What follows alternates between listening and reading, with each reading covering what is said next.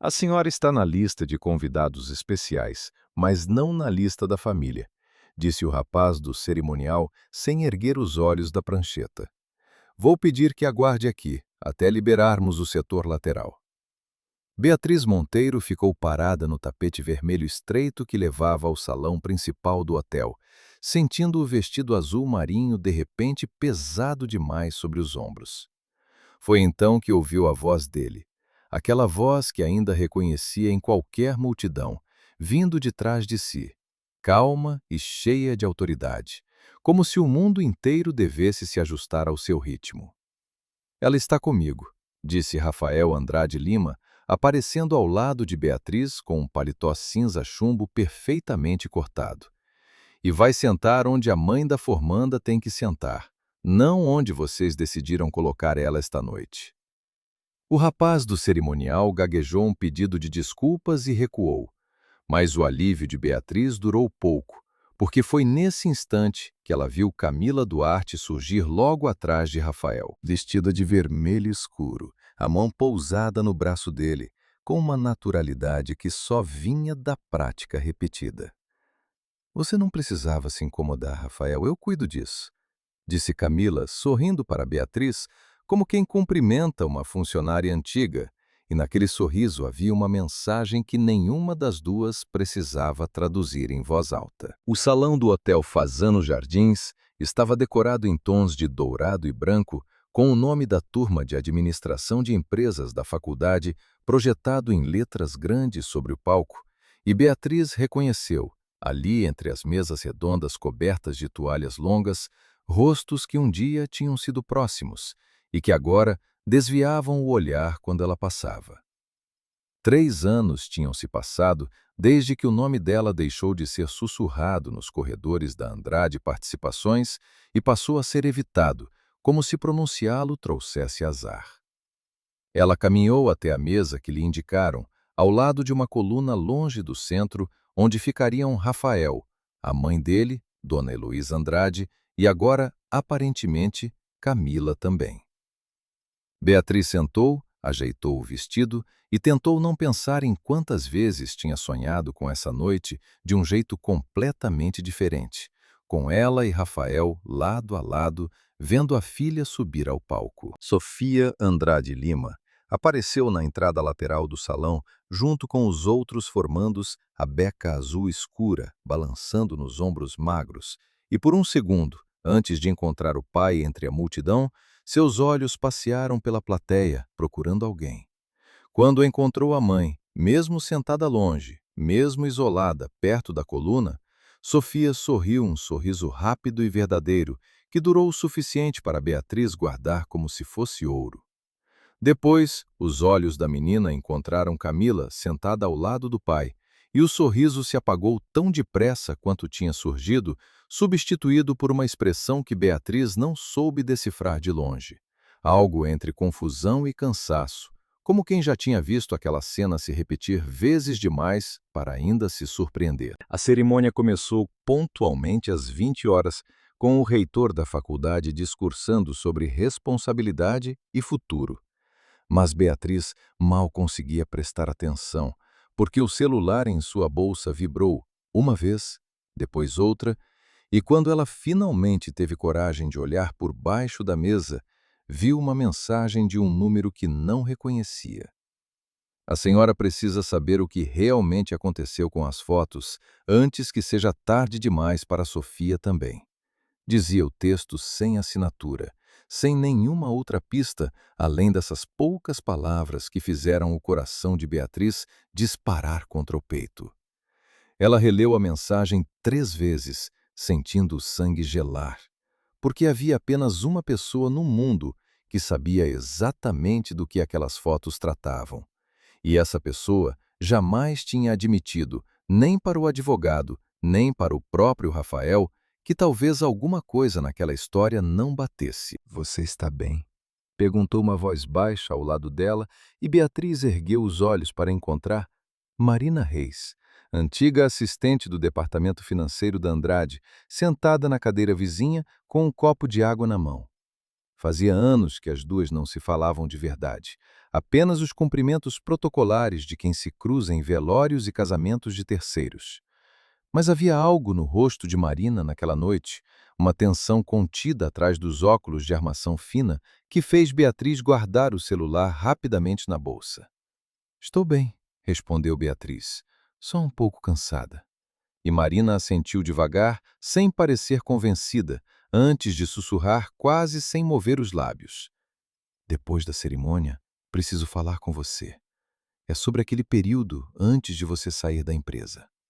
O coração de Beatriz apertou ainda mais, porque em 3 anos ninguém dentro da Andrade tinha voltado a tocar naquele assunto com ela. Muito menos alguém que trabalhava tão perto do departamento onde as tais fotografias tinham, segundo diziam, sido reveladas pela primeira vez. No palco, os nomes começaram a ser chamados em ordem alfabética, e quando finalmente ouviram Sofia Andrade Lima, o salão inteiro aplaudiu, porque a menina era conhecida por sua simpatia e pelas notas impecáveis. Rafael se levantou primeiro, gritando o nome da filha com orgulho evidente no rosto. E Camila se levantou logo atrás, aplaudindo com a mesma intensidade, como se aquele fosse também um momento seu. Como se 3 anos de proximidade calculada lhe dessem direito a comemorar como mãe. Beatriz aplaudiu também de pé sozinha, perto da coluna, sentindo os olhos arderem, mas se recusando a chorar ali na frente de todo mundo que já tinha decidido havia muito tempo de que lado da história ela estava. Depois da entrega do diploma, os formandos desceram do palco para tirar fotos com as famílias, e foi nesse momento que Camila cometeu o primeiro movimento verdadeiramente calculado da noite. Ela se aproximou de Sofia, antes mesmo que Beatriz pudesse se levantar da cadeira, colocou o braço em volta dos ombros da menina e chamou o fotógrafo oficial do evento com um gesto de mão treinado, como quem já tinha ensaiado aquilo. "Vamos tirar a foto da família aqui, com o Rafael no meio", disse Camila, alto o suficiente para as mesas ao redor ouvirem, e Sofia ficou rígida por um segundo, olhando para o pai, esperando que ele corrigisse a cena.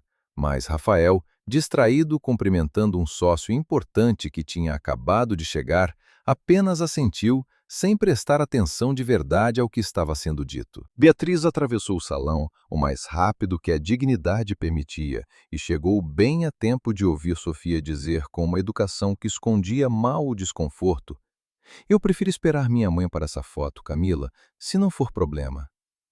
O silêncio que se seguiu durou apenas alguns segundos, mas foi suficiente para que várias pessoas ao redor virassem discretamente a cabeça, sentindo a tensão crescer no ar como uma corda esticada até quase arrebentar.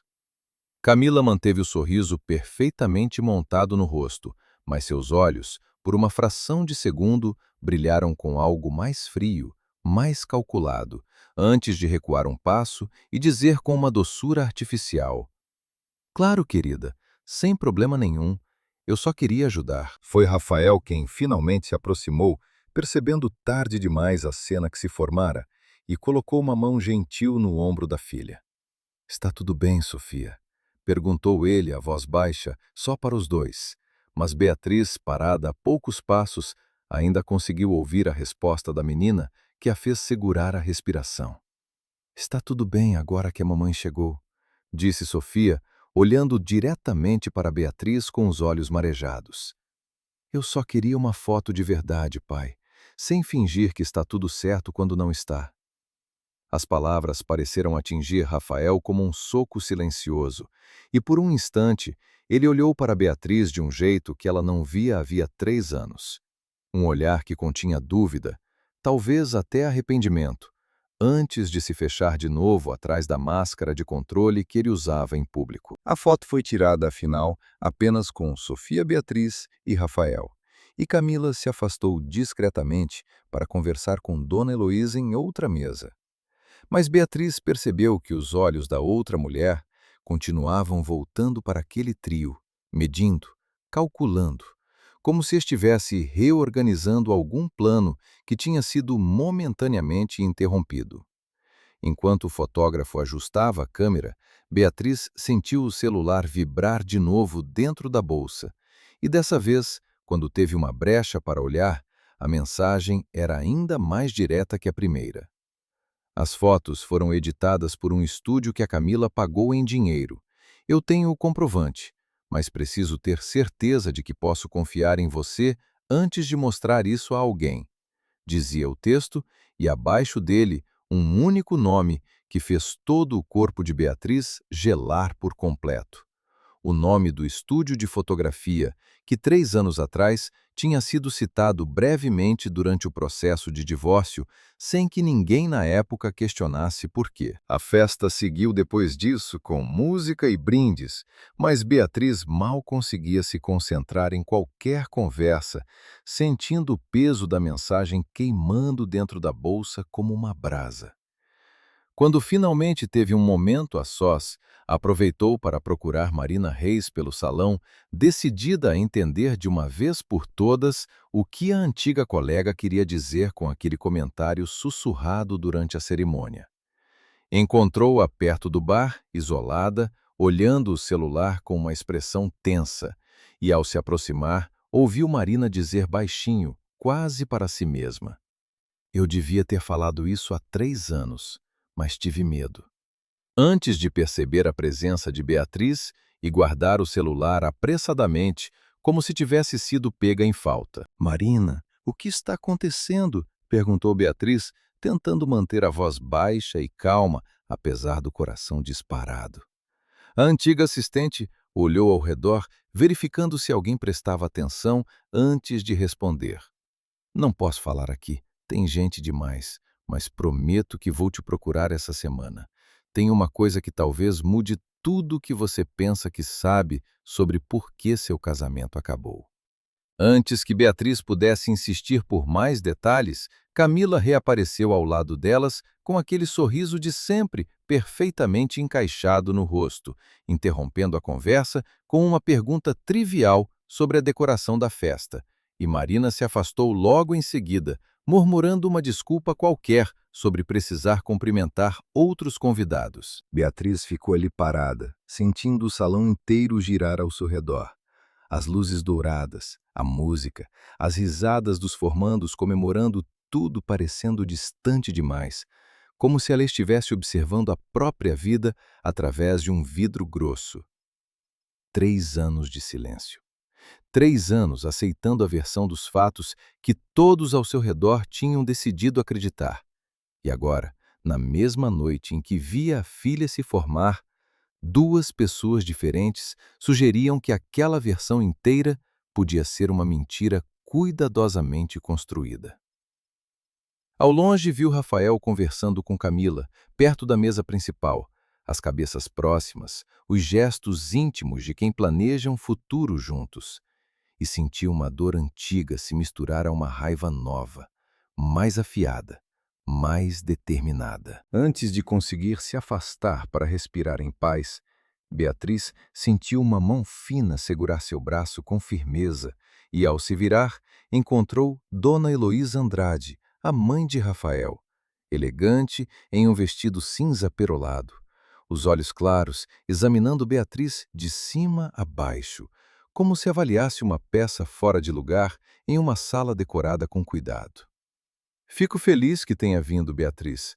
A Sofia adora ter a mãe por perto", disse Heloísa, com um tom que misturava cordialidade e advertência em partes quase iguais. "Mas espero que entenda que a família precisa seguir em frente, e o Rafael merece reconstruir a vida dele, sem que o passado fique sendo remexido a cada evento importante." Beatriz sentiu o estômago se contrair, mas manteve a expressão serena, respondendo com cuidado. "Eu também espero que a verdade um dia tenha espaço nessa família, Dona Heloísa, mesmo que ela demore para aparecer." A sogra ergueu uma sobrancelha, como se a resposta a tivesse pego de surpresa, e por um segundo pareceu que diria mais alguma coisa, mas apenas apertou os lábios e se afastou em direção à mesa principal, deixando no ar uma tensão que Beatriz não soube exatamente como interpretar. Enquanto observava a sogra se afastar, Beatriz reparou que Camila tinha assistido a cena inteira de longe, parada perto do bar, com uma taça de espumante na mão, o rosto momentaneamente sem o sorriso de sempre, substituído por uma atenção fria e calculista que desapareceu assim que percebeu que estava sendo observada. Aquele instante breve, como foi, ficou gravado na memória de Beatriz como uma peça a mais em um quebra-cabeça que ela só agora começava a suspeitar que existia um quebra-cabeça em que talvez ela nunca tivesse sido a peça errada, apenas a peça que alguém decidira remover do tabuleiro. Quando a festa começou a se encerrar e os convidados foram se despedindo, Beatriz caminhou em direção ao carro sozinha, o vestido azul marinho balançando ao vento fresco da noite paulistana. Mas antes de conseguir atravessar o estacionamento por completo, ouviu passos rápidos se aproximando por trás. Era Rafael, sem o paletó, agora a gravata afrouxada, o rosto carregado de um cansaço que não parecia ser só físico. Beatriz, espera, disse ele, parando a uma distância respeitosa, como se ainda soubesse exatamente onde estava o limite entre os dois. O que a Sofia disse hoje sobre fingir que está tudo certo, isso ficou martelando na minha cabeça a noite inteira. Beatriz cruzou os braços, sentindo o frio da noite e também um frio mais antigo que vinha de dentro.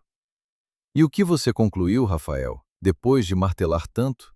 Perguntou ela, sem esconder a ironia cansada na voz. Ele passou a mão pelo cabelo, um gesto que Beatriz reconhecia de quando ele estava genuinamente perdido, não apenas encenando para as câmeras ou para o conselho da empresa. Eu não sei mais o que concluir, admitiu Rafael, baixando a voz. Só sei que a minha filha olhou para mim hoje como se eu fosse a pessoa que estragou tudo, e isso nunca tinha acontecido antes. Por um instante, Beatriz quase contou a ele sobre as mensagens, quase perguntou diretamente se o nome daquele estúdio de fotografia significava alguma coisa para ele, mas conteve o impulso, lembrando que não tinha provas ainda, apenas suspeitas de um número desconhecido. Talvez seja a hora de você se perguntar por que ela sente isso, disse Beatriz, escolhendo as palavras com cuidado, em vez de esperar que eu tenha a resposta pronta, como sempre esperou. Rafael assentiu devagar, os olhos presos nos dela, por mais tempo do que o necessário, e por um segundo pareceu que ele diria alguma coisa, mas algo que talvez rompesse 3 anos de silêncio cuidadosamente mantido. Mas o som de saltos altos se aproximando pelo asfalto interrompeu o momento antes que pudesse se completar. Camila surgiu atrás dele, o casaco de pele falsa jogado sobre os ombros nus, e seu sorriso, dessa vez, não alcançou completamente os olhos. Rafael, está tudo bem por aqui? Perguntou ela, a voz doce, mas o olhar fixo em Beatriz com uma intensidade que não deixava dúvidas sobre o real significado da pergunta. Está tudo bem, respondeu Rafael, recuando um passo, voltando a vestir a couraça de sempre. Eu só estava me despedindo. Beatriz observou o casal se afastar em direção ao carro deles e, antes de entrar no próprio veículo, releu as 2 mensagens anônimas mais uma vez, decidida a não deixar aquilo passar como tinha deixado passar tudo mais nos últimos 3 anos. Guardou o celular no bolso do casaco e ergueu os olhos para o prédio iluminado do hotel, onde ainda conseguia ver através das janelas altas os últimos garçons recolhendo taças vazias sob as luzes douradas que aos poucos se apagavam. A conversa com Rafael tinha deixado uma fresta aberta que não existia havia muito tempo. Uma fresta pequena, mas real. E Beatriz sabia que precisava decidir ali mesmo se teria coragem de atravessá-la ou se deixaria que o medo de reabrir feridas antigas a fechasse de novo. Ligou o carro, ajustou o retrovisor e, antes de sair do estacionamento, sussurrou para o vento frio, quase sem perceber que falava em voz alta. Você ainda não sabe o que está prestes a perder. Camila, e eu também não sei ainda quanto estou disposta a arriscar para descobrir a verdade. A xícara de café esfriava sobre a mesinha de mármore da cafeteria, escondida numa rua tranquila de pinheiros, E Beatriz girava a colher sem parar, os olhos fixos na porta de vidro, esperando Marina Reis aparecer. Você tem certeza de que ninguém te seguiu até aqui? Foi a primeira coisa que Marina perguntou ao se sentar, puxando a cadeira com um cuidado quase excessivo, os olhos varrendo o pequeno salão antes de se acomodar. Beatriz balançou a cabeça, sentindo o coração acelerar com a pergunta. Marina, você está me assustando. O que exatamente você sabe? A antiga assistente respirou fundo, entrelaçando os dedos sobre a mesa e finalmente começou a falar. A voz baixa, quase um sussurro, como se as paredes daquele lugar pudessem carregar segredos até os ouvidos errados. 3 anos atrás, eu trabalhava direto com o departamento financeiro, cuidando das notas de despesas menores da diretoria, começou Marina. E um dia, um mês antes do seu divórcio ser anunciado, passou pela minha mesa um comprovante de pagamento em dinheiro para um estúdio chamado Prisma Steel, autorizado por Camila Duarte, sem nenhuma explicação de projeto vinculada. Beatriz sentiu o sangue gelar ao ouvir o nome do estúdio, o mesmo que tinha aparecido na segunda mensagem anônima na noite da formatura, e apertou as mãos uma na outra por baixo da mesa para conter o tremor. Isso não prova nada sozinho, continuou Marina. Mas 2 semanas depois, aquelas fotos suas com o suposto amante apareceram e ninguém nunca questionou de onde elas realmente vieram, porque todo mundo já estava pronto para acreditar no pior sobre você. Por que você nunca contou isso antes? Perguntou Beatriz, a voz tremendo entre raiva e dor, e Marina baixou os olhos envergonhada.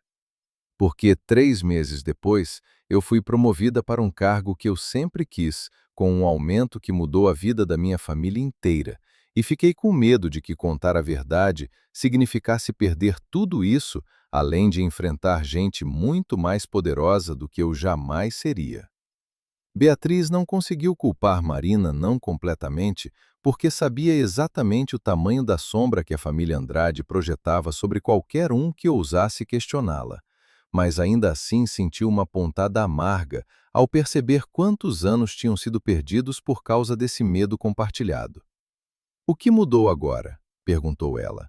"Por que decidiu falar depois de tanto tempo calada?" Marina hesitou antes de responder, girando o próprio celular entre os dedos. "Porque semana passada ouvi uma conversa que não devia ter ouvido, entre Camila e o primo dela, o Danilo, que trabalha na área de auditoria interna agora", disse ela. E o Danilo estava avisando que uma auditoria completa nos fundos de investimentos sociais da Fundação Andrade vai começar em menos de 2 meses, encomendada pelo próprio conselho. E Camila parecia mais preocupada com isso do que eu jamais a vi preocupada com qualquer coisa. Beatriz franziu a testa, tentando entender a ligação entre uma fundação social e o próprio divórcio, mas Marina completou o raciocínio antes que ela precisasse perguntar. "Foi você quem administrava parte desses fundos antes de sair, Beatriz? Você lembra disso melhor do que ninguém. E acho que a Camila sabe que se você voltasse a colocar as mãos nesses relatórios, ela teria um problema muito maior do que uma discussão de família numa formatura." Enquanto essa conversa acontecia em Pinheiros, do outro lado da cidade, no 20º andar da sede da Andrade Participações, na Faria Lima, Camila caminhava de um lado para outro na sala de reuniões vazia, o telefone pressionado contra o ouvido, a voz baixa, mas afiada. "Danilo, eu preciso que você adiante a formalização do meu contrato de consultoria antes que essa auditoria comece, entendeu?" disse ela, os saltos batendo no piso de mármore, num ritmo nervoso que contrastava com a serenidade que ela sempre exibia em público. Do outro lado da linha, o primo respondia algo que a fazia apertar ainda mais os lábios, e ela finalmente respondeu com uma dureza que raramente aparecia na sua voz de sereia treinada. "Eu não me importo com o quanto isso pareça suspeito. Eu preciso estar oficialmente ligada à fundação antes que qualquer auditor chegue perto dos números antigos, E você sabe exatamente por quê. Camila desligou o telefone e ficou parada por um momento diante da janela panorâmica, observando o horizonte cinzento de São Paulo se estender abaixo dela, e pela primeira vez em muito tempo, permitiu que o rosto revelasse o cansaço real por trás da máscara. 3 anos de planejamento cuidadoso, de paciência, de pequenas manobras que a levaram exatamente aonde ela precisava estar. Tudo aquilo agora, ameaçado por uma auditoria que ela não conseguira impedir completamente, apenas adiar. Ela pensou em Rafael, no jeito como ele ainda hesitava perto de Beatriz, no jeito como Sofia recusava se aproximar dela de verdade, e sentiu uma raiva fria se instalar no peito. A certeza de que precisava acelerar os próprios planos antes que qualquer coisa saísse do controle que ela tanto se esforçara para manter. De volta à cafeteria em Pinheiros, Beatriz decidiu contra o conselho cauteloso de Marina que precisava visitar pessoalmente o estúdio Prisma Steel antes que qualquer prova pudesse desaparecer. Isso é arriscado, Beatriz. Se alguém te vir lá perguntando sobre um comprovante de 3 anos atrás, vai voltar direto para os ouvidos errados, avisou Marina. Mas Beatriz já tinha decidido, sentindo pela primeira vez em muito tempo que finalmente tinha um fio concreto para puxar. Eu já perdi 3 anos da minha vida por não ter puxado esse fio antes, Marina.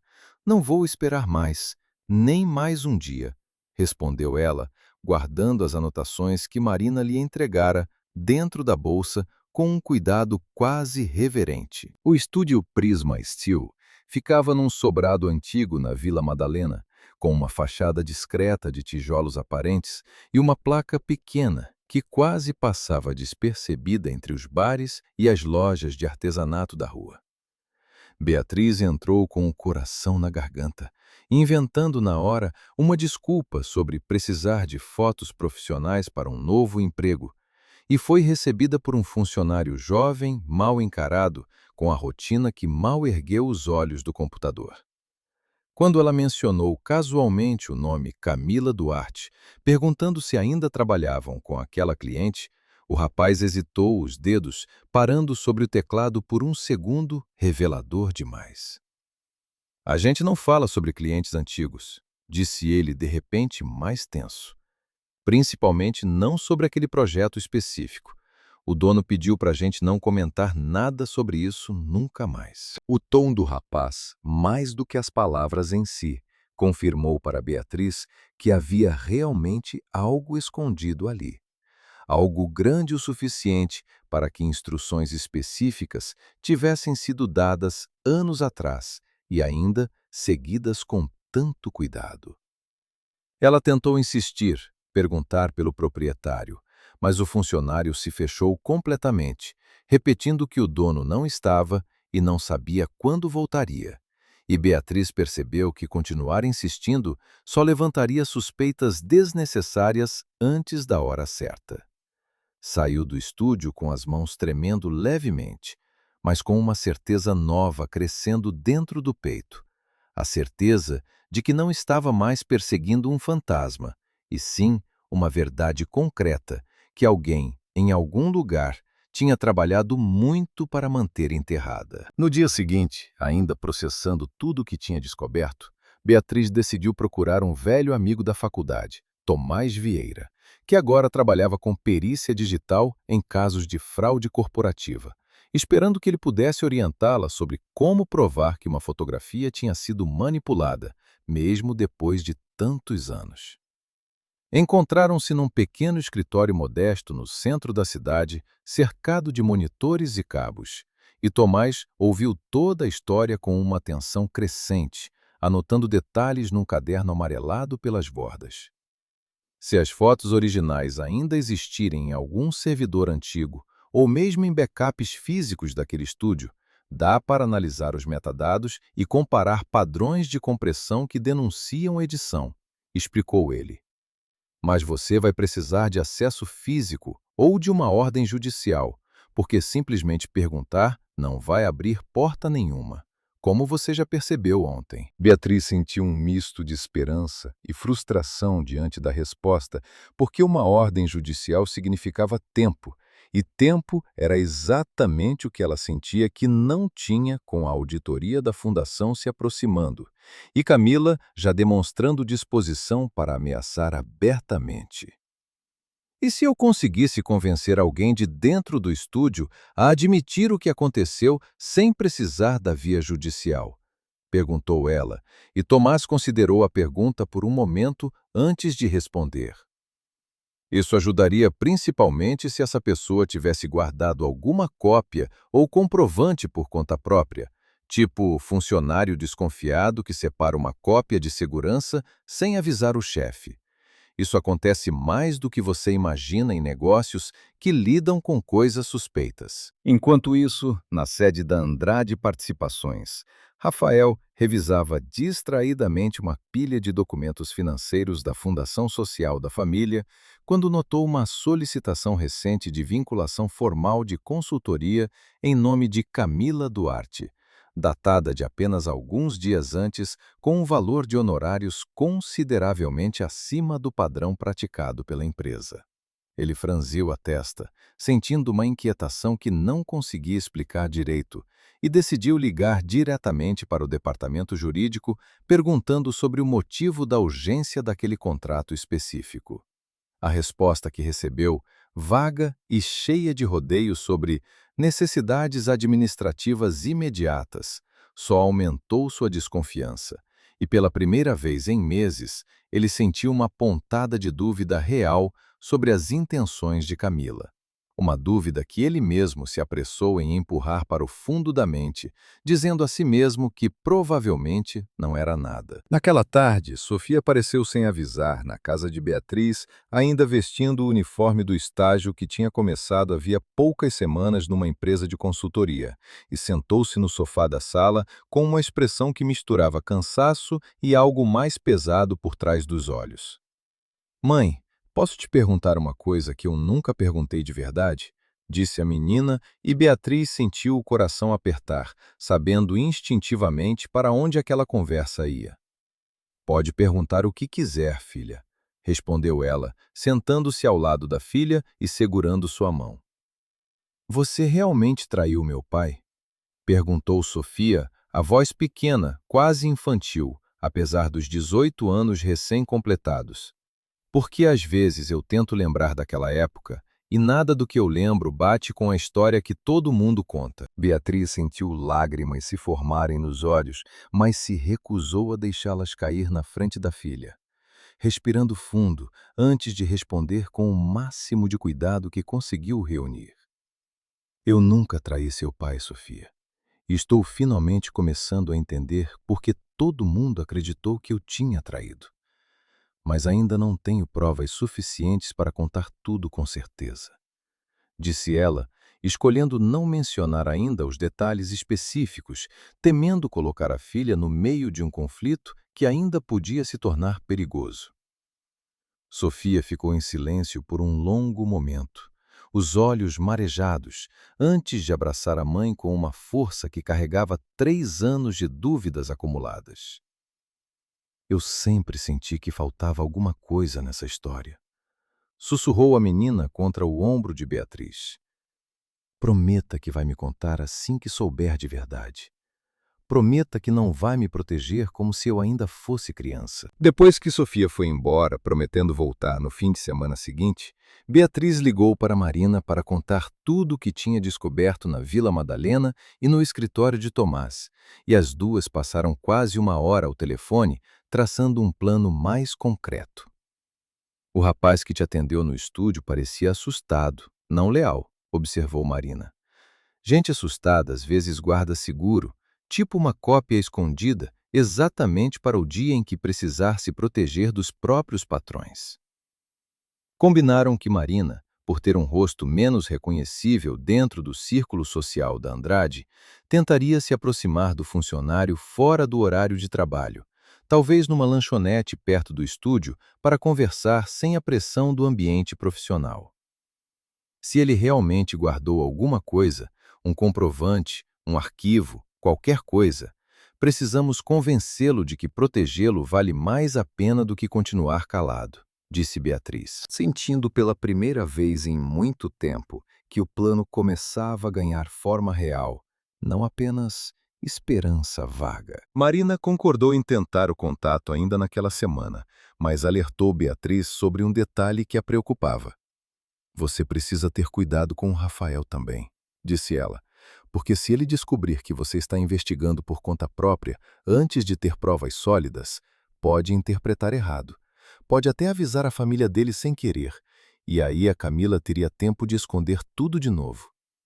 Beatriz reconheceu a sabedoria no aviso, lembrando do jeito como Rafael ainda parecia dividido entre a lealdade antiga e a vida nova que tinha construído, e prometeu manter as investigações em segredo até ter algo concreto o suficiente para apresentar sem risco de ser desacreditada de novo, como tinha sido 3 anos antes. Naquela mesma noite, já em casa, Beatriz recebeu uma ligação inesperada de um número particular.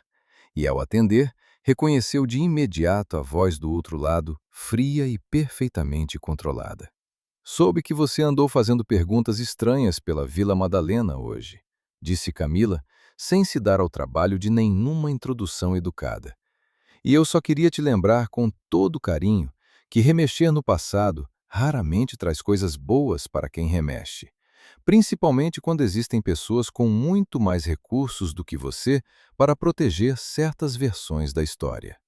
Beatriz sentiu o corpo inteiro tenso, mas manteve a voz firme ao responder. Isso soou muito parecido com uma ameaça, Camila.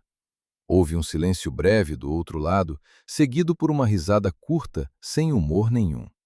Chame do que quiser, respondeu Camila, antes de desligar sem se despedir, deixando Beatriz sozinha na sala escura, o celular ainda quente na mão. Beatriz ficou parada ali por um longo momento, o coração batendo forte contra o peito, tentando entender como Camila tinha descoberto tão depressa sobre a visita ao estúdio, já que ela mesma não tinha contado a ninguém, além de Marina e Tomás.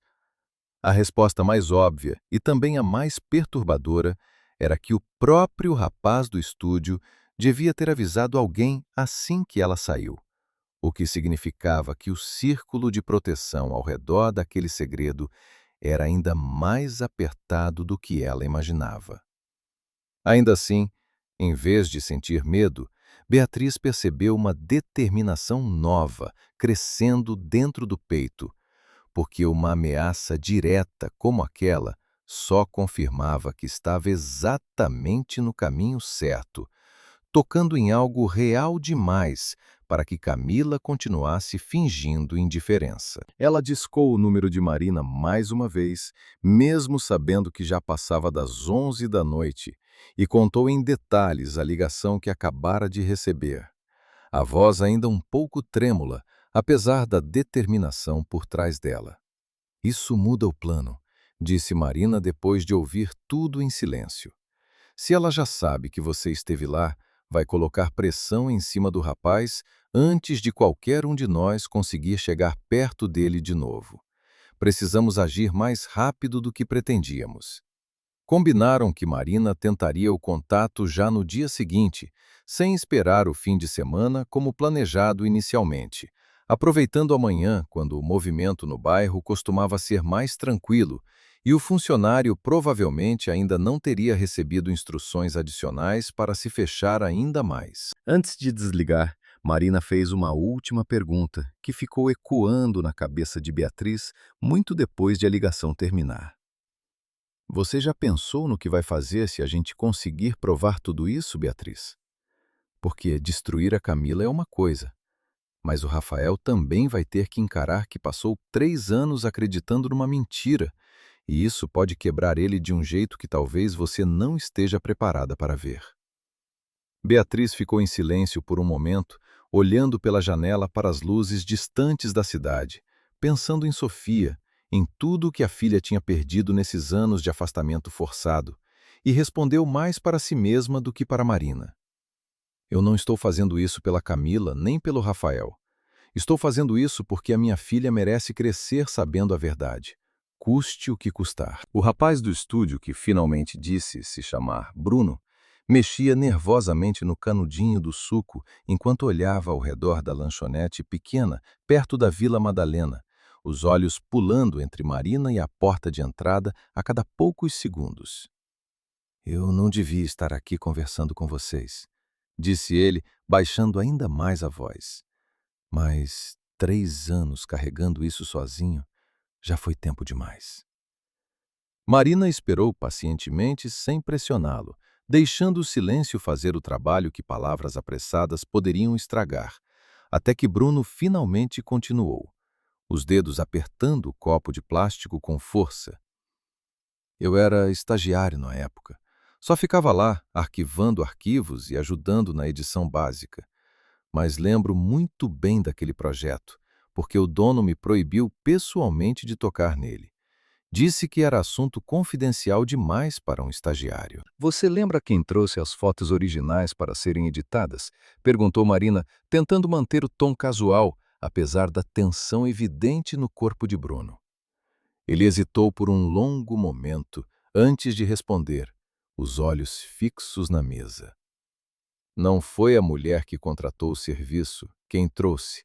Pessoalmente, foi um homem alto, bem vestido, que eu nunca tinha visto antes nem depois.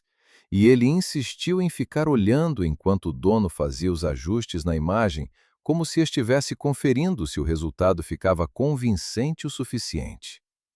Marina sentiu um arrepio percorrer a espinha, percebendo que aquele detalhe mudava tudo, porque significava que havia pelo menos mais uma pessoa envolvida diretamente na fraude. Alguém que Camila havia usado como intermediário para não deixar rastros óbvios ligados ao próprio nome. Você saberia reconhecer esse homem se visse uma foto dele? Perguntou Marina, e Bruno assentiu devagar, ainda relutante. Talvez, já faz tempo, mas tinha um jeito de falar meio arrogante, e uma vez ouvi o dono chamar ele de Danilo, sem sobrenome. Só isso.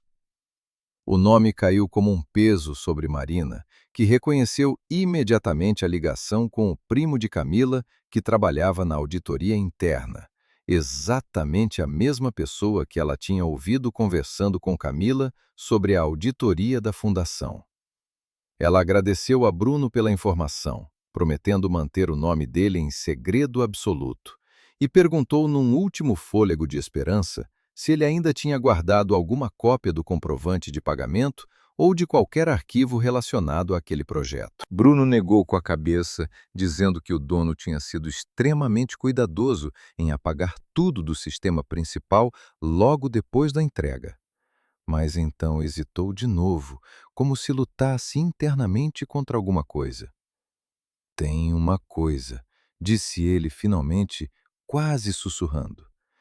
Eu tirei uma foto do recibo com meu próprio celular antigo, na época, mais por curiosidade adolescente do que qualquer outra coisa, porque parecia estranho demais aquele pagamento em dinheiro vivo. Não sei se aquele celular ainda liga. Ele quebrou faz tempo e ficou guardado numa caixa na casa dos meus pais. Marina sentiu o coração disparar com a possível existência de uma prova física, mas Bruno ergueu a mão antes que ela pudesse comemorar. Eu preciso pensar se vou procurar esse celular. Isso pode me colocar em risco sério. O senhor Vasconcelos, o dono do estúdio, ainda tem contratos importantes com gente poderosa. E eu não posso simplesmente estragar minha carreira por vocês duas, sem pensar direito. Enquanto Marina ainda conversava com Bruno na lanchonete, Camila recebia Danilo em seu próprio apartamento. Uma cobertura discreta na Vila Nova Conceição, que Rafael tinha ajudado a financiar no início do relacionamento, e a tensão entre os dois primos era quase palpável no ar. Você me disse que ninguém jamais ligaria meu nome àquele estúdio, disse Camila andando de um lado para o outro da sala decorada com bom gosto excessivo.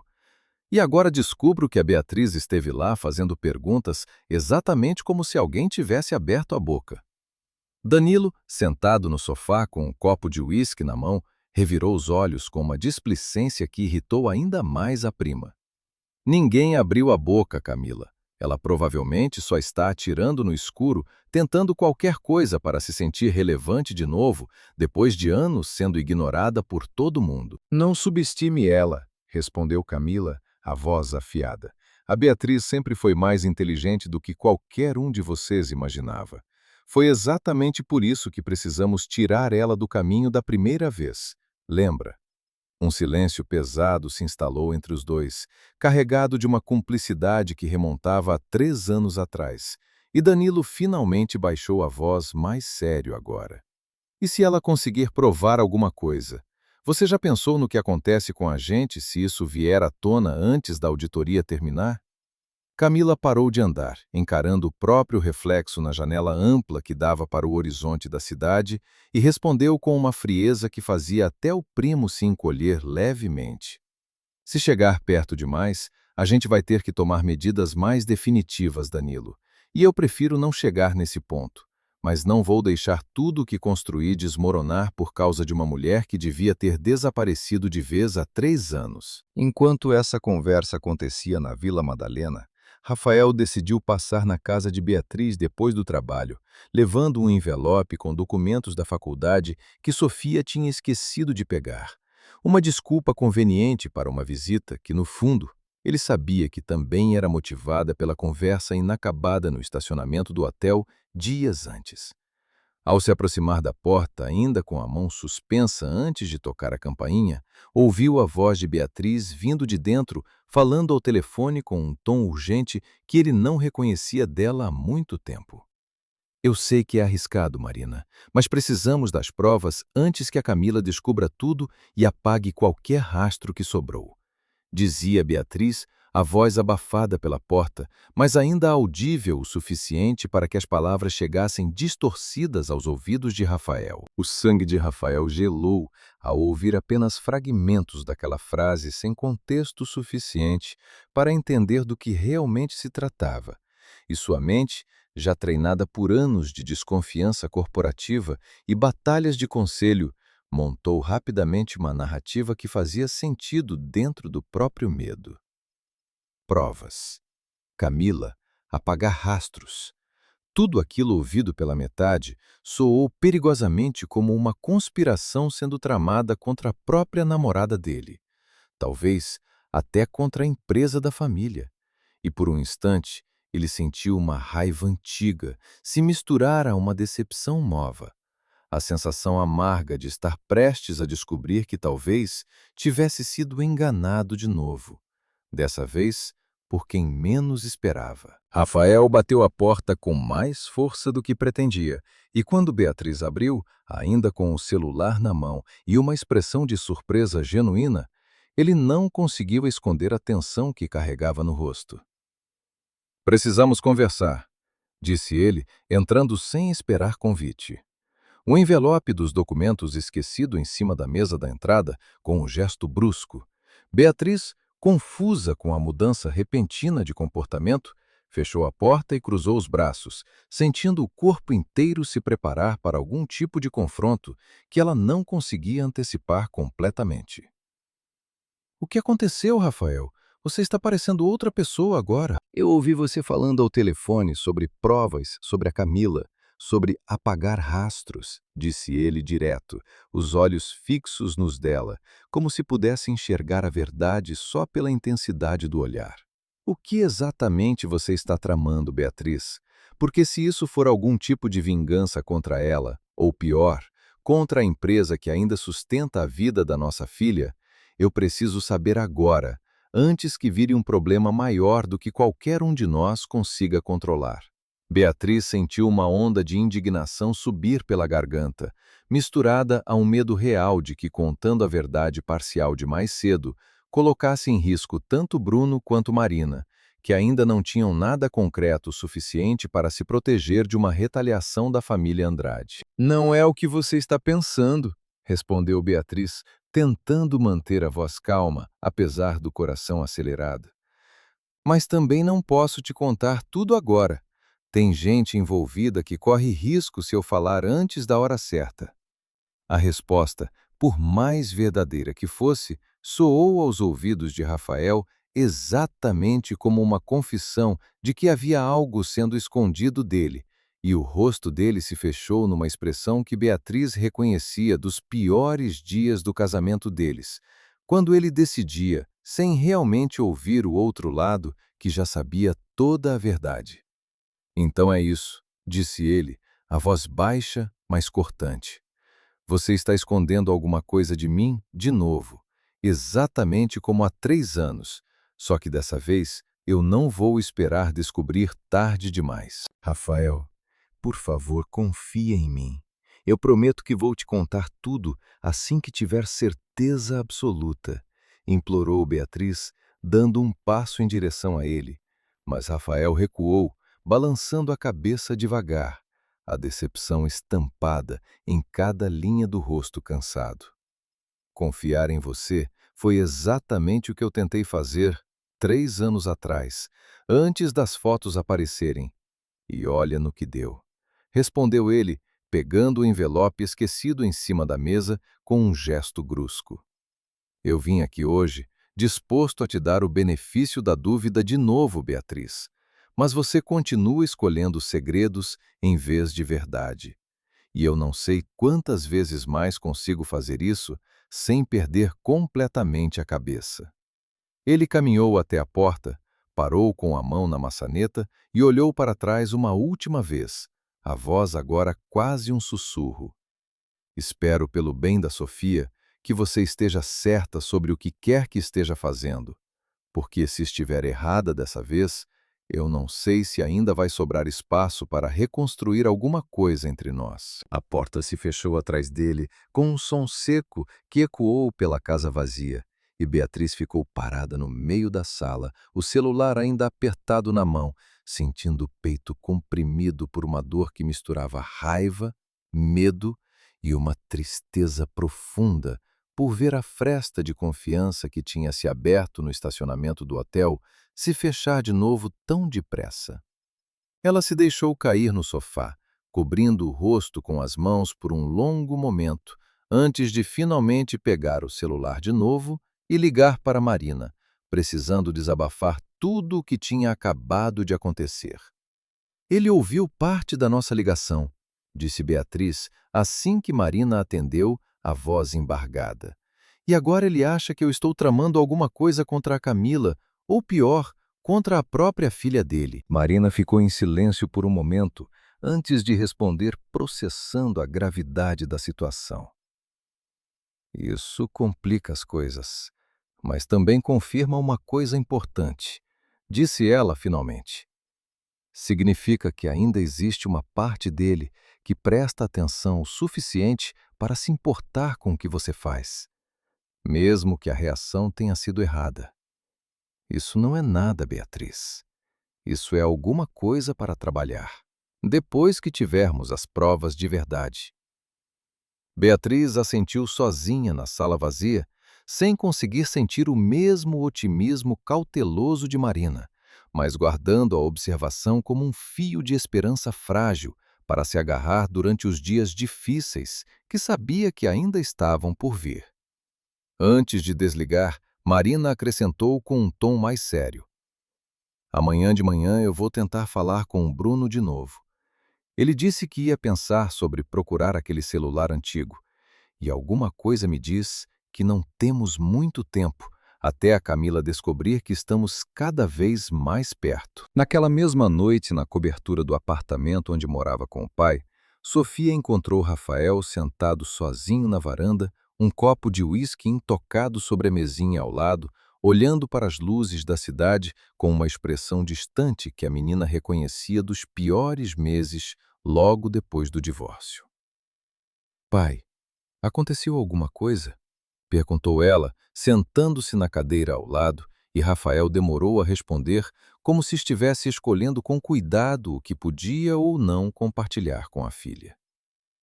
Eu fui na casa da sua mãe hoje, disse ele finalmente, e ouvi uma coisa que me deixou preocupado, mas ela não quis me explicar direito o que estava acontecendo.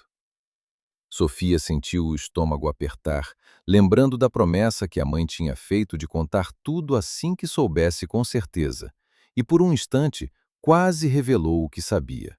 mas se conteve, respeitando o pedido de silêncio que a própria Beatriz tinha feito. Talvez ela tenha um bom motivo para não contar ainda, disse Sofia, escolhendo as palavras com cuidado. Você já pensou que talvez, dessa vez, vale a pena esperar, em vez de assumir logo o pior pai?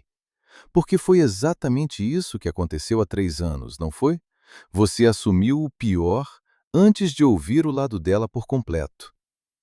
Rafael olhou para a filha com uma mistura de surpresa e uma dor antiga reaberta pelas palavras diretas demais para os 18 anos dela, e não conseguiu encontrar uma resposta imediata, sentindo pela primeira vez o peso real daquela pergunta que ele mesmo vinha evitando fazer a si próprio havia muito tempo. Do outro lado da cidade, na casa modesta dos pais em Itaquera, Bruno finalmente reuniu coragem para vasculhar o armário do próprio quarto de infância, procurando entre caixas de papelão empoeiradas até encontrar o celular quebrado que jazia esquecido havia 3 anos.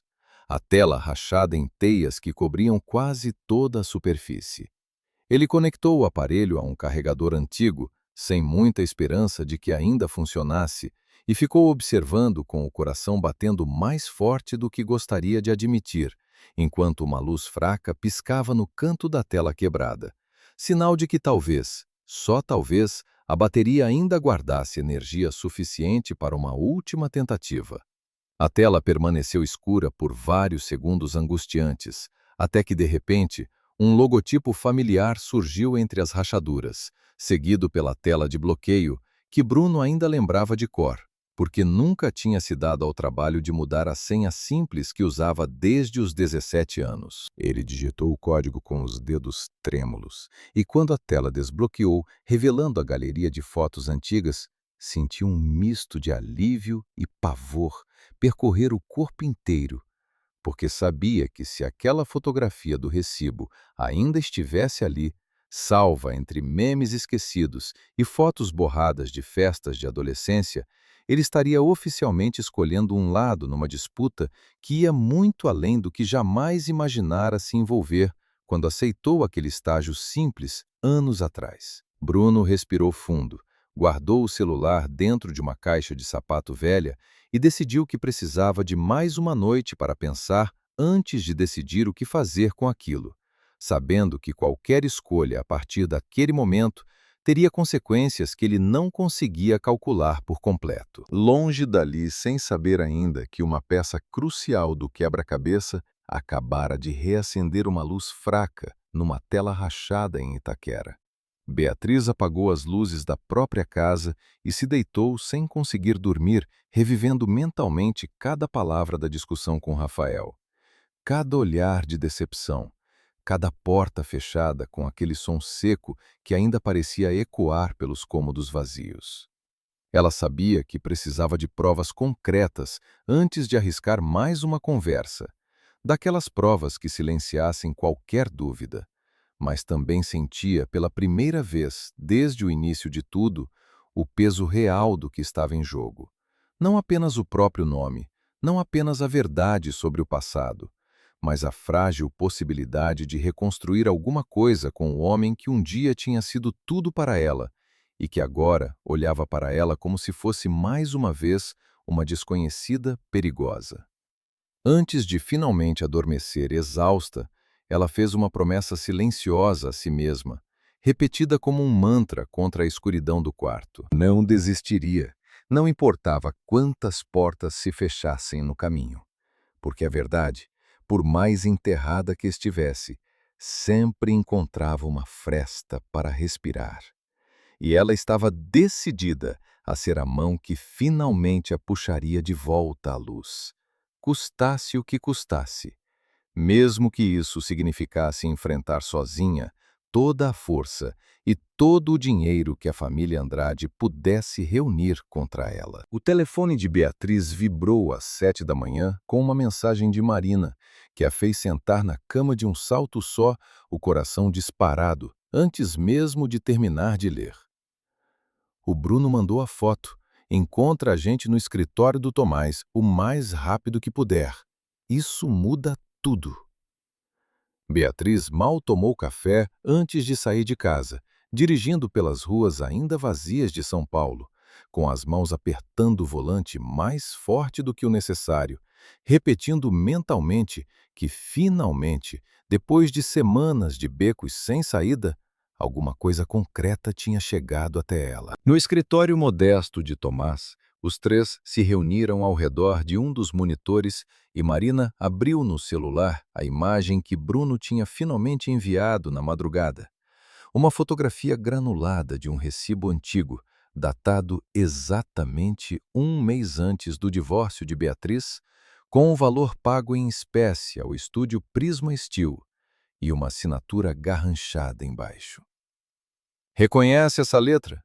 perguntou Tomás, ampliando a imagem no monitor, e Beatriz sentiu o sangue gelar ao reconhecer imediatamente os traços inclinados e a rubrica peculiar que tinha visto centenas de vezes em documentos internos da fundação.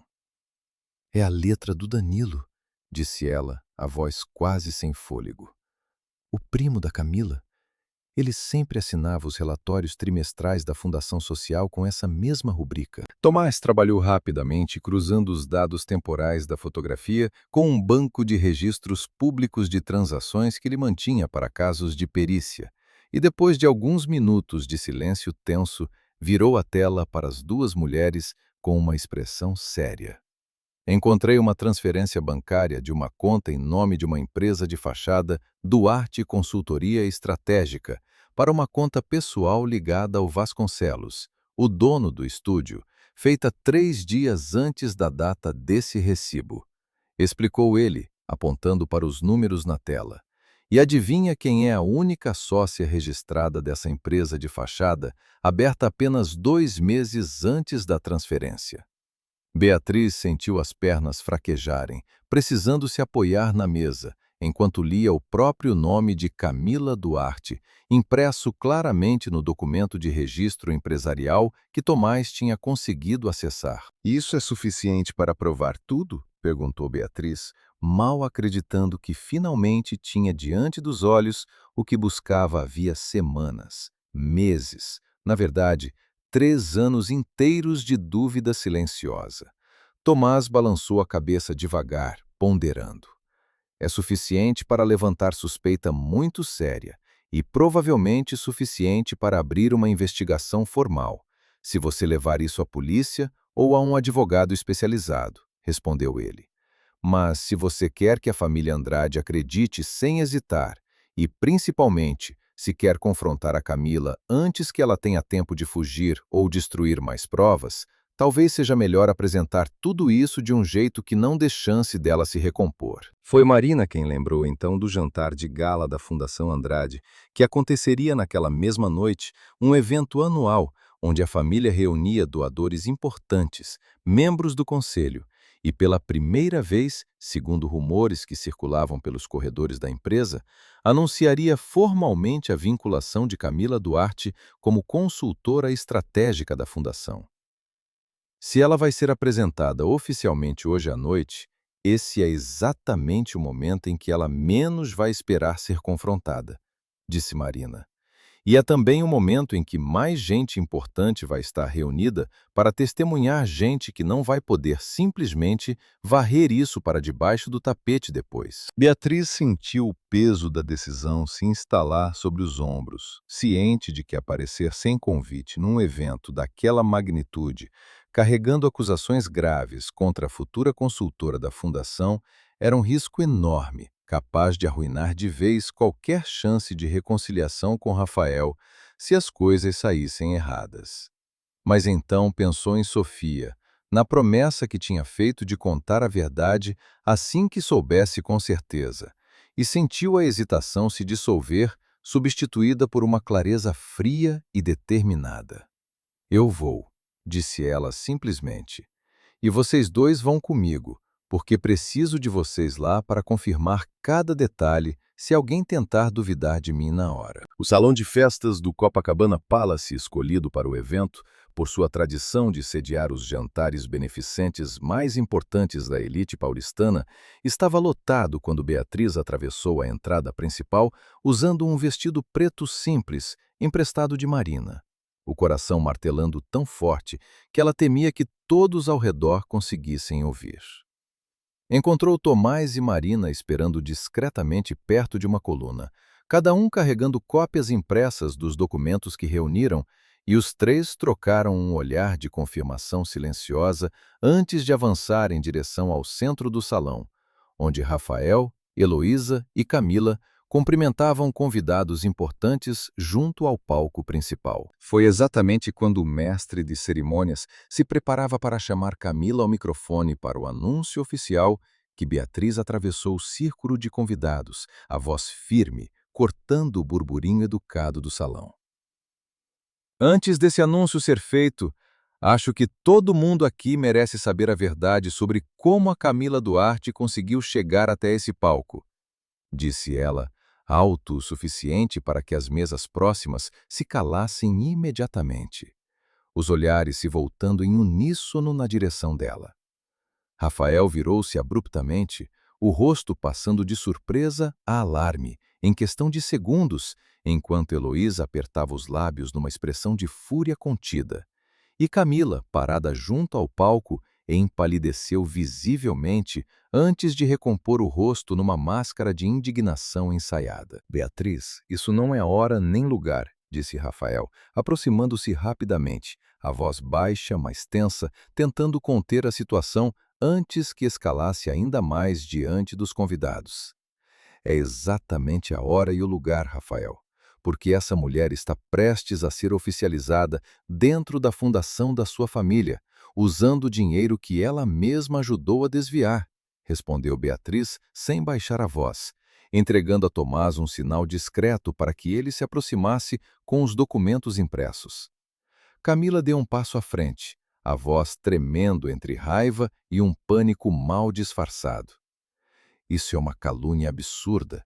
Você está inventando isso porque não consegue aceitar que a sua vida com o Rafael acabou. Não estou inventando nada, disse Beatriz, pegando os papéis das mãos de Tomás e erguendo-os para que Rafael e Heloísa pudessem ver claramente. Esse é o registro de uma empresa de fachada aberta em seu nome 2 meses antes do meu divórcio.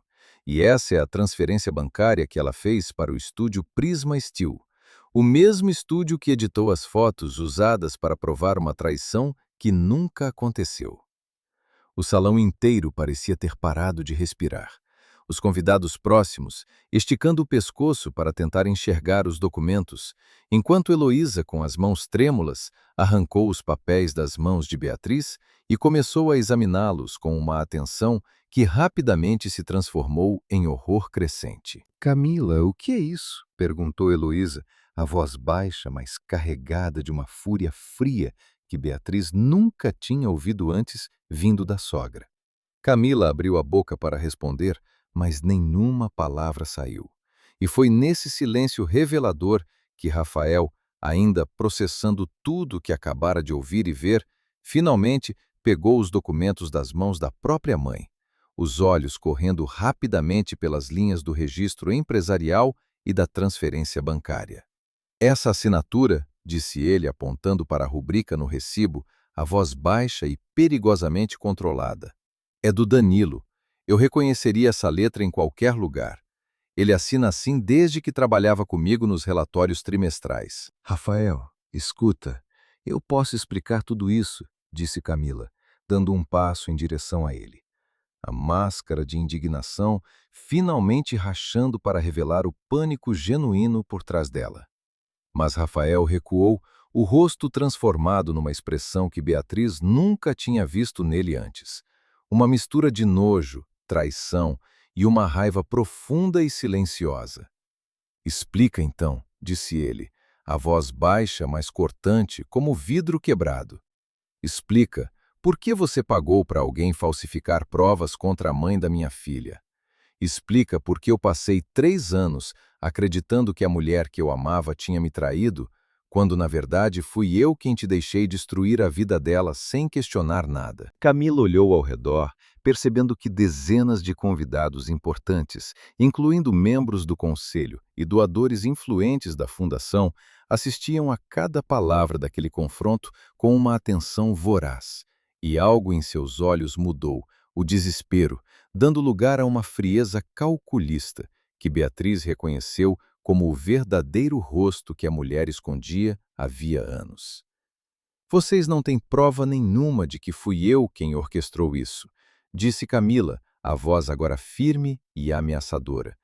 Esses documentos podem ter sido forjados, e eu tenho advogados excelentes que vão processar todos vocês por difamação, até que percam até a camisa do corpo, incluindo você, Rafael, se decidir apoiar essa encenação patética. Um murmúrio nervoso percorreu o salão diante da ameaça explícita e Beatriz sentiu o coração apertar ao perceber que, mesmo diante de provas tão contundentes, Camila ainda tinha recursos e conexões suficientes para tentar reverter a situação a seu favor.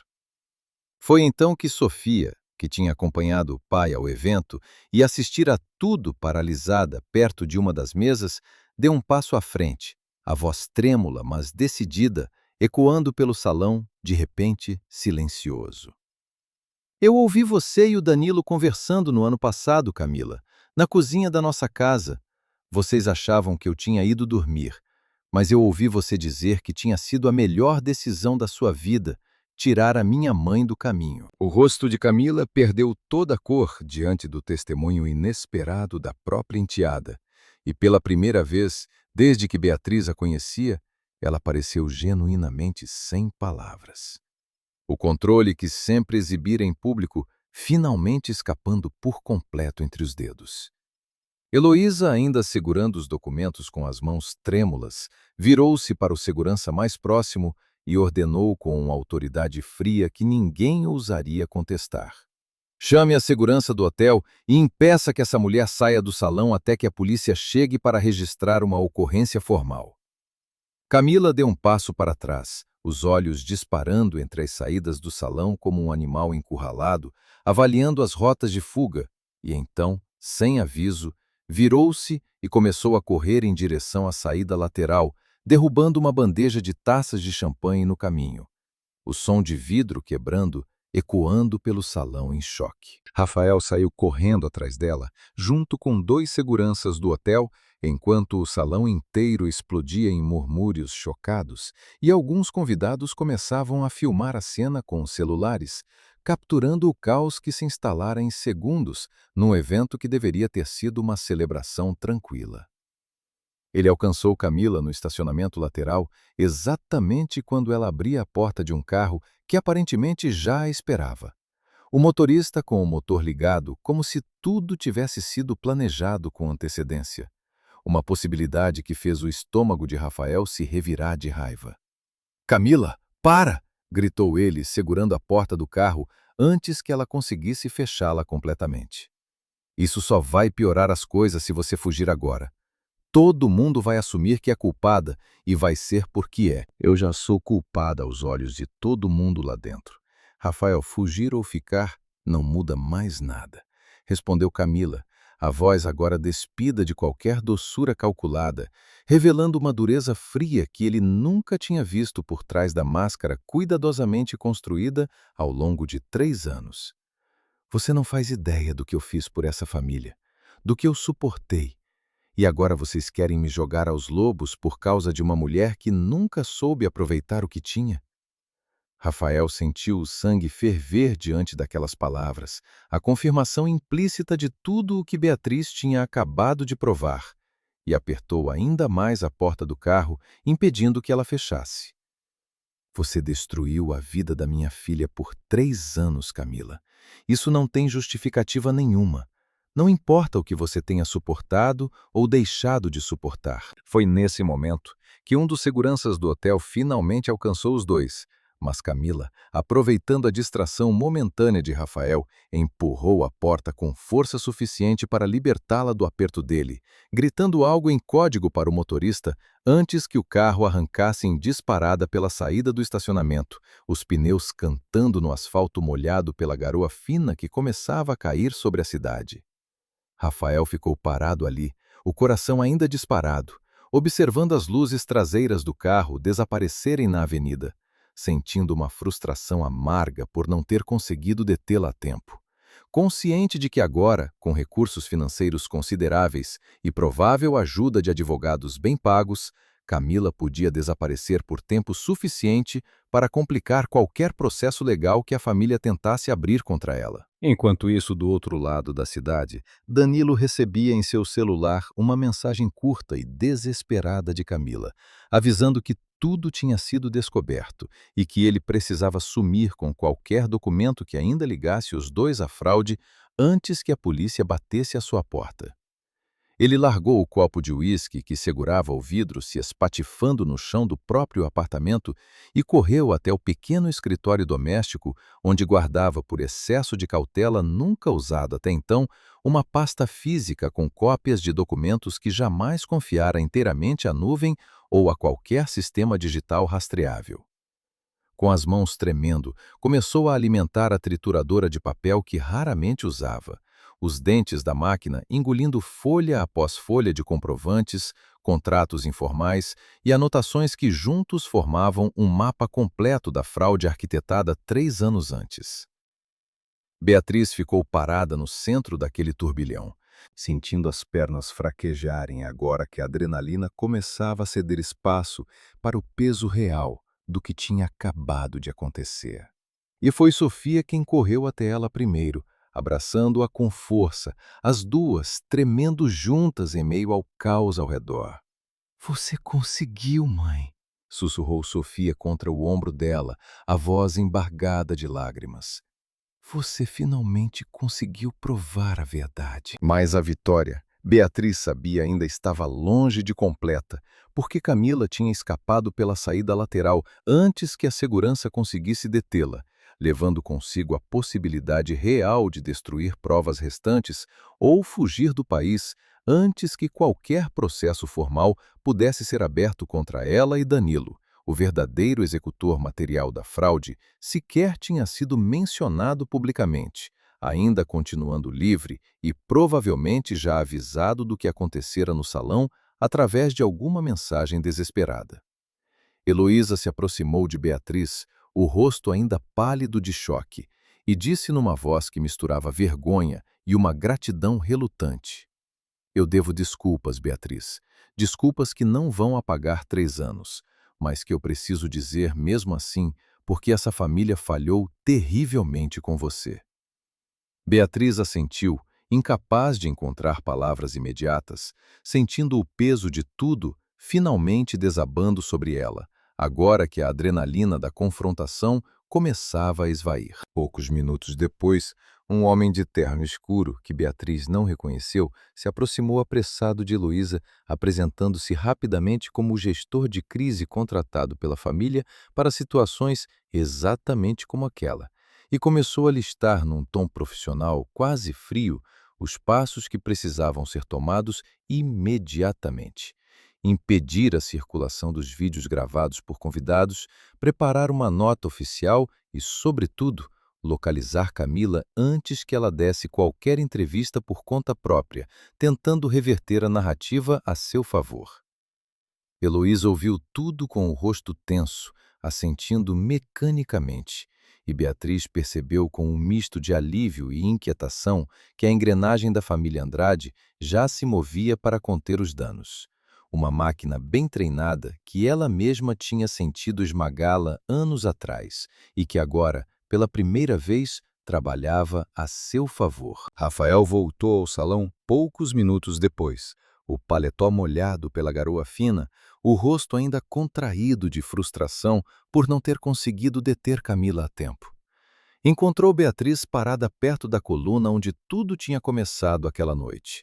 Sofia, ainda agarrada ao braço da mãe, e caminhou até as duas, sem dizer nada, por um longo momento, apenas olhando para Beatriz com uma expressão que misturava vergonha, gratidão e um arrependimento profundo demais para caber em palavras fáceis.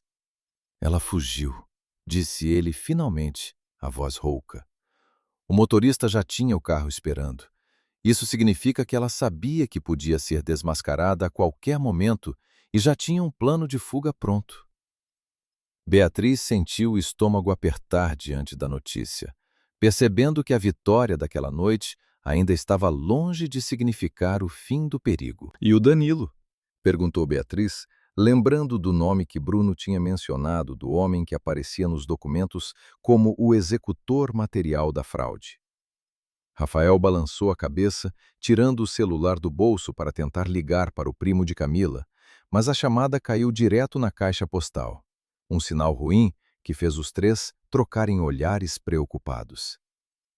Se ele já sabe o que aconteceu aqui, provavelmente está destruindo qualquer prova que ainda tenha em mãos nesse exato momento, disse Rafael, a voz tensa. Precisamos agir rápido, antes que ele apague os últimos rastros que ainda faltam para fechar esse caso de vez. Porque documentos e testemunhas não vão bastar para uma condenação de verdade, se o principal executor conseguir sumir sem deixar vestígio nenhum. Beatriz olhou para Rafael, depois para Sofia, sentindo o peso da noite inteira finalmente se acomodar sobre os ombros, como um manto pesado demais para carregar sozinha, e assentiu devagar, a voz cansada, mas firme. Então, vamos atrás dele, agora mesmo, antes que o resto dessa noite vire só mais uma vitória pela metade. Do lado de fora, sob a garoa fina que continuava a cair sobre a cidade, ninguém no salão sabia ainda que a poucos quilômetros dali, a trituradora de papel no apartamento de Danilo já tinha engolido a maior parte das provas físicas que restavam, e que o tempo, mais uma vez, corria contra eles, decidindo o destino da verdade que ainda faltava ser completamente resgatada. 2 dias depois da gala desastrosa no Copacabana Palace, o advogado da família Andrade entrou na sala de reuniões do 20º andar com o rosto contraído, numa expressão que não trazia boas notícias, interrompendo a reunião tensa entre Rafael, Heloísa e Beatriz, que tinha sido convidada pela primeira vez em 3 anos a sentar-se novamente naquela mesa como parte interessada. O juiz negou o pedido de bloqueio emergencial dos bens da Camila. Anunciou o advogado, ajeitando os óculos com um gesto nervoso. Alegou que os documentos que temos, embora graves, ainda não constituem prova definitiva o suficiente sem uma perícia oficial completa, e isso pode levar semanas para ser concluída. Rafael bateu a mão na mesa, a frustração evidente no rosto. Semanas são tempo mais do que suficiente para ela sumir com tudo que roubou e desaparecer de vez. Isso é inaceitável. Beatriz sentiu o mesmo desespero se instalar no peito, lembrando de como a justiça sempre parecia se mover devagar demais para os inocentes e rápido demais para os culpados com dinheiro suficiente para comprar tempo. Foi nesse momento de impasse que o celular de Rafael vibrou com uma chamada de um número desconhecido, e ele hesitou antes de atender, surpreendendo-se ao ouvir do outro lado a voz trêmula e claramente abalada de Danilo. Rafael, eu preciso falar com você, mas não pelo telefone, e preciso de garantias antes de dizer qualquer coisa que possa me incriminar sozinho, enquanto a Camila foge livre.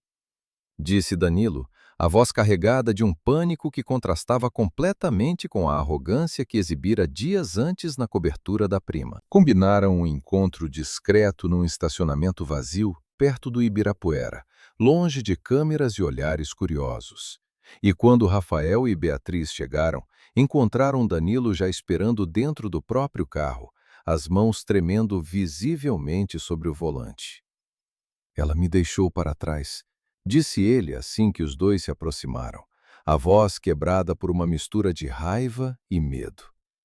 Fugiu na noite da gala e nem sequer atendeu minhas ligações depois, como se eu fosse descartável, agora que não sirvo mais para nada.